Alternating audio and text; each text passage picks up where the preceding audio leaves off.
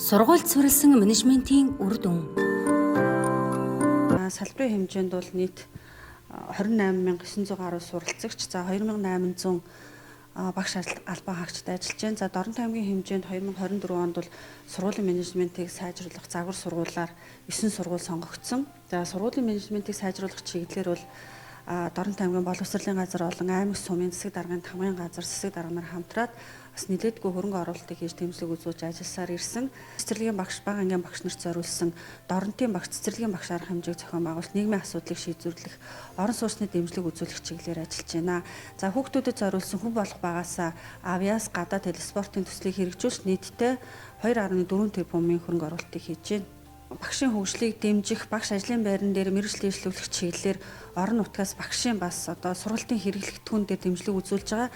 Тухайлах юм бол ерөнхий боловсролын сургуулийн багш нарт хөдөөгийн 13 сумд бүх багш нарт аймгийн зүгээс аймгийн хөрөнгө оруулалтаар зөөврийн компьютерийг өргөн олгоод байна. Энд нийт 305 зөөврийн компьютерийг олгосон байгаа.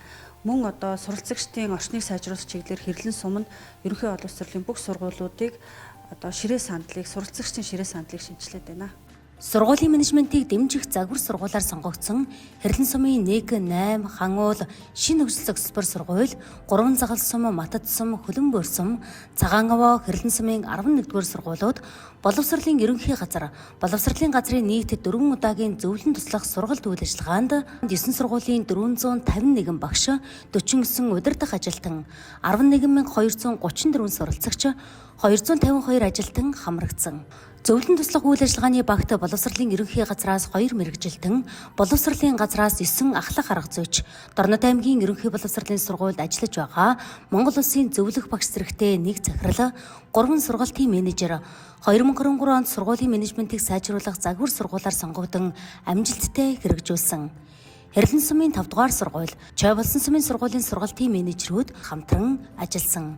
Бид сургуулийнхаа толгомдсон асуудал нөхцөл байдлаа тодорхойлох үе шатны дагуу хамт олноороо ярилцлага, ажиглалт, фокус бүлгийн ярилцлага зэрэг аргыг ашиглаж, дүн шинжилгээ хийж, асуудлаа хамтдаа илрүүлж, хамтдаа шийдэж, нэг зорилго чиглэлийн төлөө хамтдаа ажилладаг болсон. Сургуулийн менежментийг сайжруулах ажлын хүрээнд сургалтын орчинг сайжруулах олон төрлийн үйл ажиллагааг хийж хэрэгжүүлж байгаа. Бидний чөлөө цагаа зөв болгосон өнгөрүүлэх номын сан, анхдагч хэрэгцээ болох ариун цэврийн өрөөний тогтчлтыг 5 тухтайгаар шийдэж өгсөн баярлалаа. Интеграц хичээл, интеграц даалгаврын үйл ажиллагаанд хүүхдэд гарсан сайн үр дүн болохоор хүүхдүүд багаар хамтран ажиллаж байна. Мөн хүүхдүүд өөрсдийнхөө чадварыг бас нээж байна. Суралцахад тулгамдж байгаа асуудлаа гарган багш нар маань бол ерөнхийдөө суралцахыг дэмжсэн мэргэжлийн хөгжлийн 8 бүлгээр бол ажиллаж байна. 40 багш үйл ажиллагаа за хишиг өдөр хүүхэд хамгаалалт манай гэрд гэх мэтсэн үйл ажиллагаануудаар дамжуулан сургуулийнхаа зорилтыг хангахад хамтран оролцож байна.